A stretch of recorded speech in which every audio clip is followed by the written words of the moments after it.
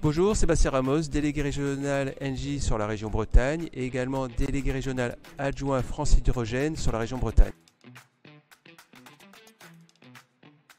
En fait, c'est tout naturel. La stratégie d'Engie elle est sur deux axes forts, les énergies renouvelables et les infrastructures.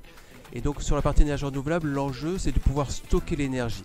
Et donc en fait pour stocker l'énergie, l'hydrogène est un bon outil, un bon moyen pour stocker l'énergie, ça c'est le premier point. Et deuxième point, dans la stratégie en transverse, on a la mobilité, et donc forcément l'hydrogène fait partie de notre stratégie pour la mobilité.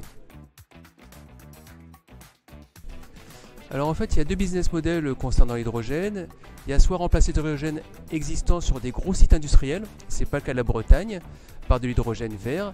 Le modèle breton est plutôt un modèle en fait participatif. Je m'explique. Il faut qu'on trouve plusieurs utilisateurs, plusieurs usages.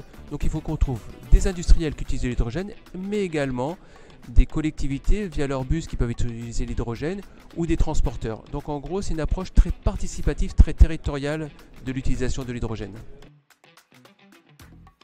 Plus que des projets, en fait, l'hydrogène, on y travaille depuis 7 ans. Alors il y a 7 ans, je dirais qu'on est un peu des martiens. Maintenant l'hydrogène c'est naturel. Donc l'avantage de ça c'est qu'il va y avoir une première station qui va ouvrir en novembre de cette année.